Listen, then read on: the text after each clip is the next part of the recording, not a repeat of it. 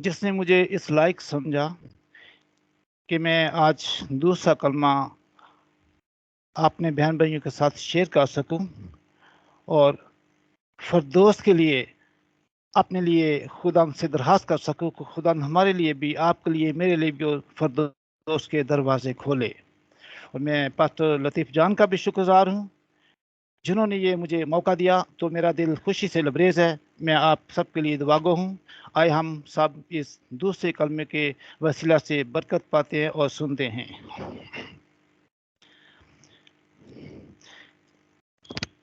सलीब पर मसीह का दूसरा कलमा, लूका की अंजील 23 बाब 43 आयत।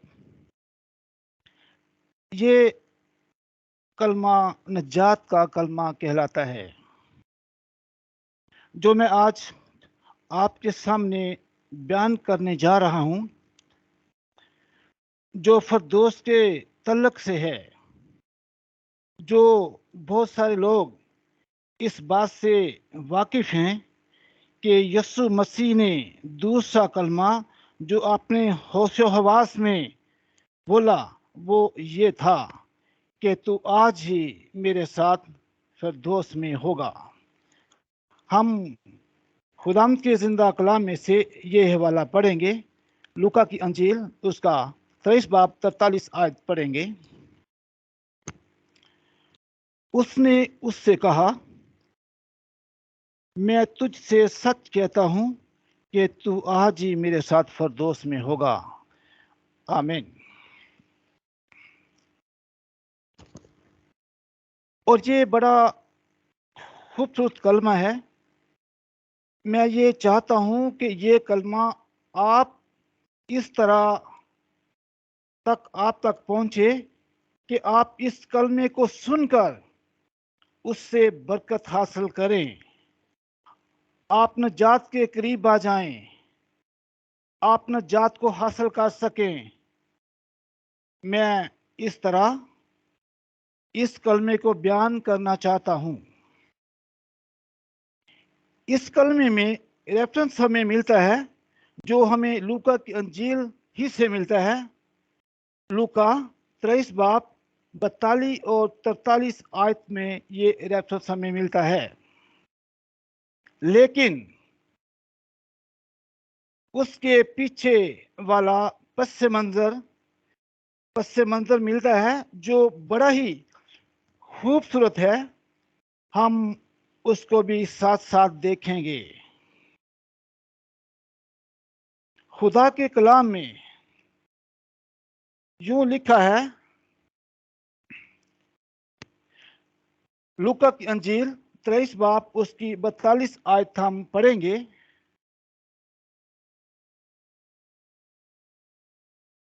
खुदा के जिंदा कलाम में यूं लिखा है, फिर उसने कहा, आई यीशु, जब तू अपनी बादशाही में आए तो मुझे याद करना। आमीन। आई यीशु, जब तू अपनी ही बादशाही में आए तो मुझे याद करना। उसने उससे कहा, मैं तुझसे सच कहता हूं कि तू आज ही मेरे साथ फिरदौस में होगा। हालेलुया। गिनती के एतबार से ये दूसरा कलमा है जो मैंने अभी बयान किया। और सलीब पर ऐसे यीशु मसीह ने दो डाकुओं के दरमियान कहा। और याद रखिएगा, ये दो डाकुओं के दरमियान लटकाए जाने का जो पस मंजर नजर आता है, ये कोई हादसाती तौर पर नहीं हुआ, बल्कि ये पेशन गोई पूरी की गई। ये वो खताकारों के साथ शुमार किया गया। और इसका हमें जो रेफरेंस मिलता है, जो हवाला मिलता है, वो ये अशाया 43 बाब और उसकी 12 आयत में हमें मिलता है। और ये पेशन गोई 700 साल पहले यीशु मसीह के हक में लिखी गई, ये वो खताकारों के साथ शुमार किया गया और ये बड़े ही उम्दा और बड़े ही खूबसूरत तरीके से ये बात लिखी है कि आदमियों में हकीरों, मर्दूद, मर्दगम, नाक और रंज का आशियाना था। लोग उससे गोया रूपोश थे। उसकी तहकीर की गई और हमने उसकी कुछ कदर ना जानी। ये कितना खूबसूरत लफ्ज है। ये हमारे लिए है। हमने क्या किया? हमने उसकी कोई कदर ना की। मैं इसको फिर रिपीट करूंगा। और हमने उसकी कोई कदर ना की। ये बात हमें शाया 53 बाब में हमें मिलती है। ये कोई हादसाती तौर पर यीशु मसीह के साथ नहीं हुआ। ये सलीब पर जो कलमात अदा किए जा रहे हैं, हर कलमे के पीछे एक हिस्ट्री है। हर कलमे के पीछे एक तहरीक है। हर कलमे के पीछे कोई वजह है खुदा की। ये जो यीशु मसीह ने कलमात कहे हैं, मेरे चीजों, ये नजात का कलमा है। मेरे दिल में खुदा ने बात डाली जो मैं आपसे करता हूं, वो ये है कि यीशु मसीह ने जब मिनिस्ट्री का आगाज किया तो तब भी उन्होंने ये ही कहा कि तौबा करो, क्योंकि आसमान की बादशाही नजदीक आ गई है। हम आगे खुदाम के जिंदा कलाम में देखते हैं। मत्ती की अंजील 4 बाब 17 आयत में लिखा हुआ है कि तौबा करो, आसमान की बादशाही नजदीक आ गई है। और आखिरी, जब सलीब पर कलमात अदा किए जा रहे हैं, वहां पर भी यही कह रहे हैं। जी सुनिए, क्या कह रहे हैं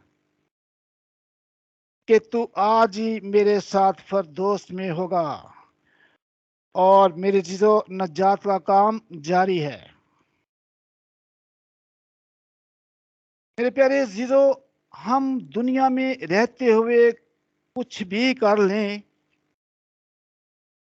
हम अपने आप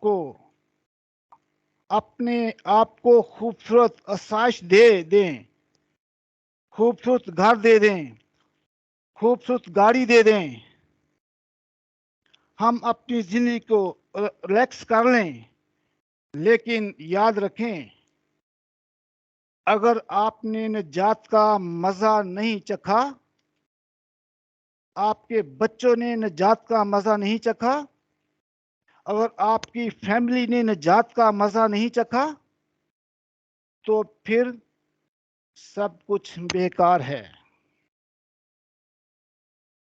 यहाँ पर जो दो डाकुओं के दरमियान आपस में बातचीत होती है, बड़ी ही खूबसूरत 39 आयत से ये शुरू होती है।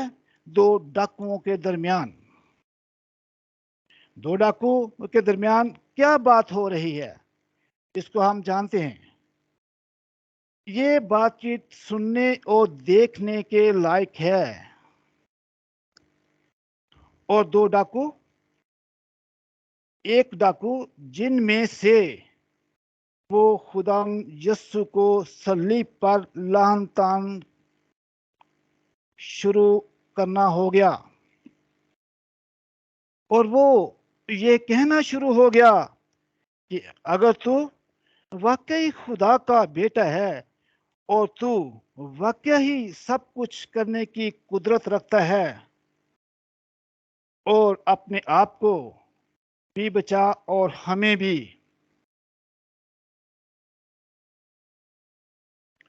और ये बात इस बात की शहादत देती है कि वहां पर भी यीशु मसीह को आजमाया जा रहा है। खुदाम यीशु मसीह सलीब पर हैं, वहां पर भी सलीब पर भी आजमाइश उनका पीछा नहीं छोड़ रही।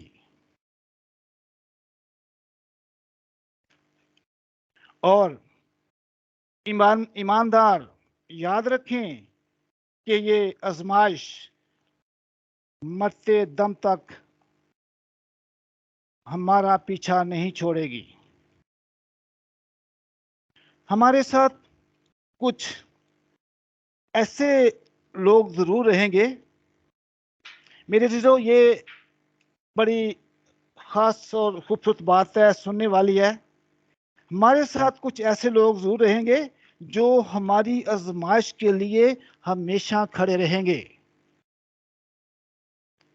हमारी मुखालफत के लिए खड़े रहेंगे। लेकिन आपने साबित कदम रहना है।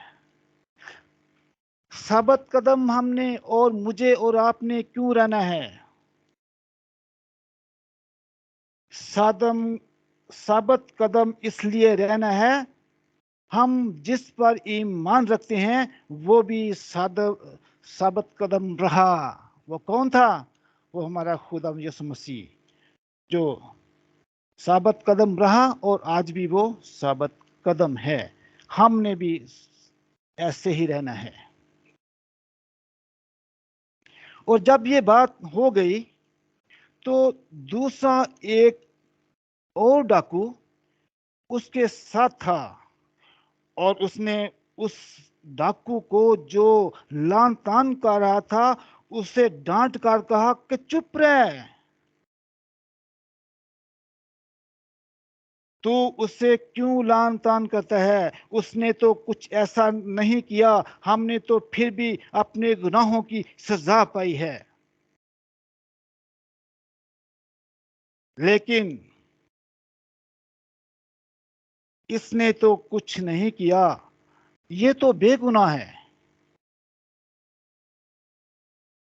ये क्या इस डाकू के ज़हन में, उसकी जुबान में ये कैसे लफ्ज आ रहे हैं? कैसी जुबान उसकी ये अपने मुंह से लफ्ज कह रही है? वो देखो, वो स्लीप आ रही, खुदाम का पाक रूह उसे छूना शुरू हो गया। जब उसने कहा इसने तो कुछ नहीं किया, हम अपने गुनाहों की सजा पा रहे हैं, मैं इस बात को ये कहता हूं कि खुदाम ने, उसके रूह ने उसको छूना शुरू कर दिया। मेरे जीजो, यहाँ पर मुझे एक बात नजर आ रही है। वो बात यह है, उसकी जिंदगी में रूल कुद्दुस ने काम शुरू कर दिया था। वो इसलिए ये कह रहा था कि उसने तो कुछ नहीं किया। उसने उसको, दूसरे डाकू को झिड़का भी, तू चुप रह, हम तो अपने गुनाह की सजा पा रहे हैं। और जब हम समझना शुरू कर देते हैं तो रूह उल कुदस हमारी जिंदगियों में भी काम करना शुरू कर देता है। जैसे इस डाकू ने सलीब पर समझना शुरू कर दिया कि इसने कुछ नहीं किया, ये बेअहब है, ये गुनाह से मुबर्रा है। तो हमें भी ये जब समझना शुरू कर देंगे तो हमें भी फरदौस के लिए जगह मिल जाएगी। मेरे बहन भाइयों, जब हमें एहसास होना शुरू हो जाता है तो मेरा ईमान है तो रूह कुदुस हमारी जिंदगी में काम कर रहा होता है। ये सच है। जब हमें एहसास शुरू होता है तो हमारा ईमान है तो रूह कुदस हमारी जिंदगी में क्या करता है, काम करना शुरू हो जाता है। जब हमारे दिल में, हमारे अंदर एहसास नहीं होगा, उसके दुखों को याद नहीं करेंगे, अपने आप को अंदर से खाली नहीं करेंगे, अपने अंदर उसको जगह नहीं देंगे, तो क्या रूह कुदस हमारे अंदर काम करेगा? कभी नहीं। ये एक, मैं जब ये सोचता हूँ उस डाकू की मुझे बात याद आती है कि आखिरी लम्हात में उसके ईमान ने सलीब पर उसको फरदौस दे दी, फरदौस की में जगह मिल गई, उसने सलीब पर निजात पा ली। ऐसा ईमान जब होगा तो हम भी फरदौस के लायक बन जाएंगे। और इसकी जिंदगी में भी जब इसने ये कहना शुरू किया, मेरा ईमान है कि वो बोल रहा था, बल्कि पाक रूह उसकी जिंदगी में काम कर रहा था, इसलिए ये बात कर रहा था। और ये याद रखिएगा, जब उसने ये कहना शुरू किया कि इसने तो कुछ नहीं किया, तो उसकी जिंदगी में उसी वक्त खुदा का खौफ पैदा शुरू हो गया। ये कितनी खूबसूरत बात है, ये उसके ईमान की बात है। कोई देर नहीं लगी, कल उसके खुदा का उसमें काम करेगा, कल उसको बरकत मिलेगी, इंतजार करना पड़ेगा। नो नो नो, ये ऐसा कुछ भी नहीं है। जब उस खुदा पर ईमान ले आया, उसी वक्त ही लिखे, उसी वक्त खुदा कर उसमें काम शुरू करना कर दिया। और उसने ये कहना शुरू किया, तो मेरे जहन में जो बात आई है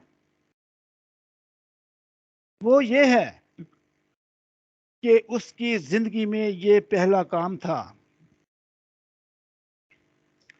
कि उसने खुदा खौफी को अपनाया। ये मेरे जहन में ये बात क्यों आई है कि उसका ये पहला काम था? क्योंकि इसलिए इसके बारे में हमें कहीं और जिक्र नहीं मिलता, ना ही पहले सुना है तो ना ही कहीं पढ़ा है। इसलिए मैं ये बात कहता हूँ कि इसकी ज़िंदगी में ये पहला काम है कि उसने खुदा खौफी को अपनाया और सलीब पर उसने फरदौस को हासिल किया। खुदा खौफी जो है हमें खुदा की बादशाही में ले जाती है। मेरे चीज़ों, ये याद रखें, आप सब इस बात को जानते हैं, जब हम गुनाह में होते हैं, अच्छे काम नहीं करते, हसद रखते हैं, झगड़ा करते हैं, तो क्या हम ऐसे खुदा के पास या फरदौस में हमें ऐसे लोगों को जगह मिल सकती है? कभी नहीं। हमें अपनी जिंदगी में खुदा खौफी रखनी है और ईमान लाना है, फिर हमें खुदा की बादशाहत में और फरदौस का दरवाज़ा हमारे लिए खुल जाएगा।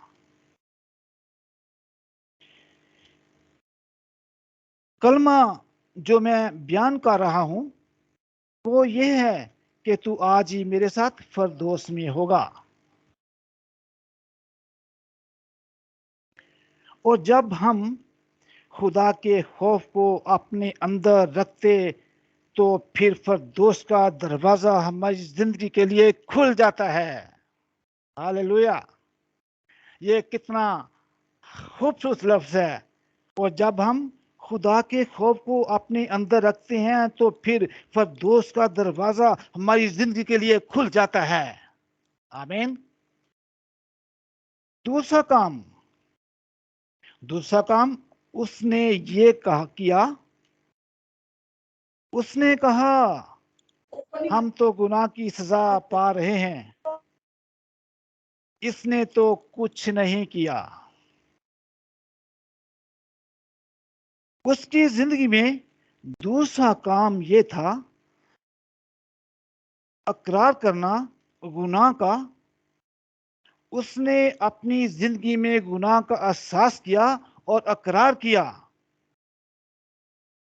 मेरे जीजो, हमारी जिंदगी में फरदौस का दरवाजा तब खुलता है जब हम गुनाह का अकरार करते हैं और एहसास करते हैं, फिर खुदा की बादशाही का दरवाजा हमारे लिए खुल जाता है।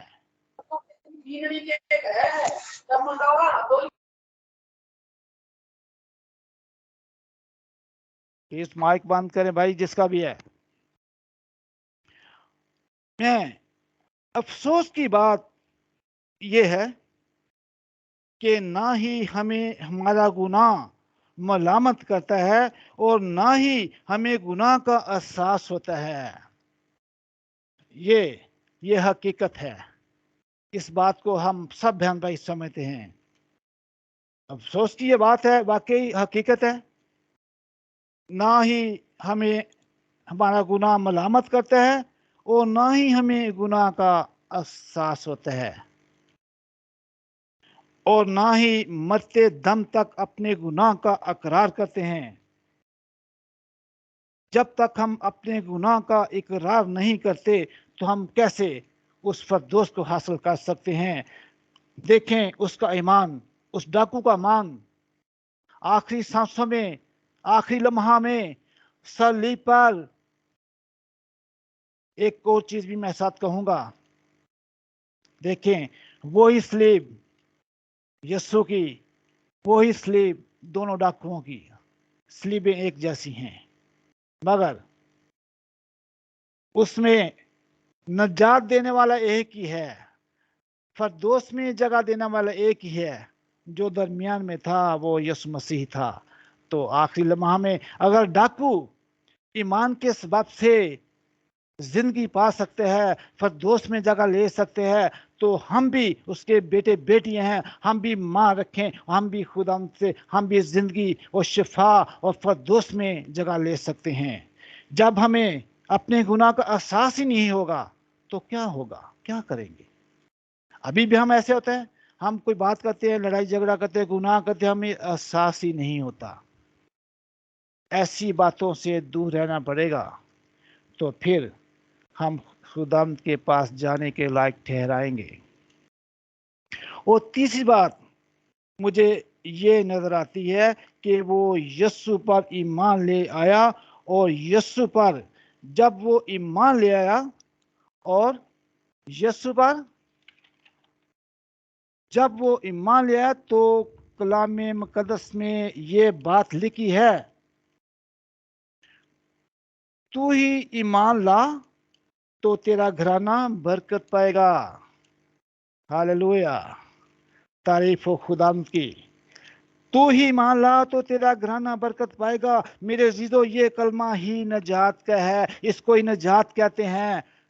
ईमान के बगैर नजात नहीं, ईमान के साथ ही उस डाकू ने नजात पाई।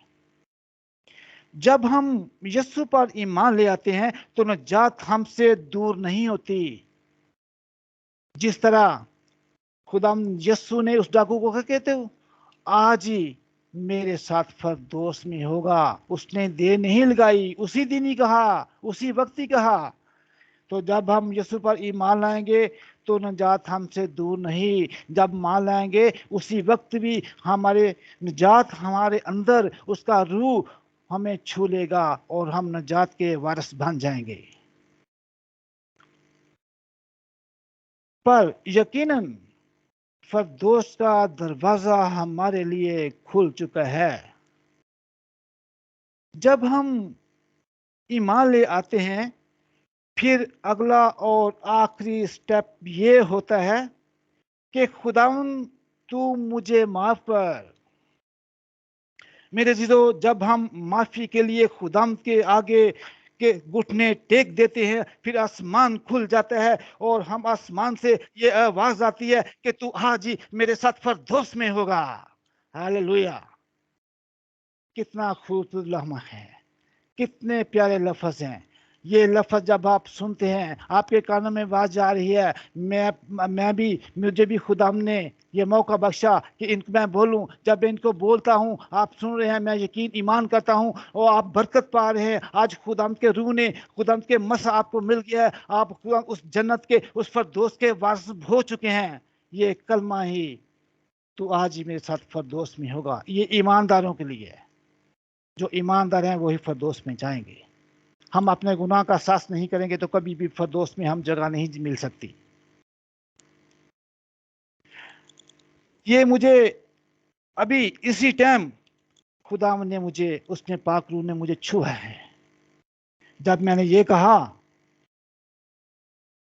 खुदावंद तू मुझे माफ कर दे मेरे जीतो, जब मैं माफी के लिए खुदावंद के आगे, माफी के लिए घुटने टेक देता हूँ, फिर आसमान आपके लिए और मेरे लिए खुल जाता है और आसमान से आवाज आ जाती है, आए मेरे बेटे परेशान ना हो। ये आवाज आती है कि तू आज ही मेरे साथ फरदौस में होगा। सलीब पर उस वक्त यीशु के साथ दो डाकू थे और एक डाकू ने ये सब बातें कही। उसके अंदर खुदा का खौफ था और उसने गुनाहों से माफी का इकरार किया। वो यीशु पर ईमान ले आया और उसने माफी मांगी।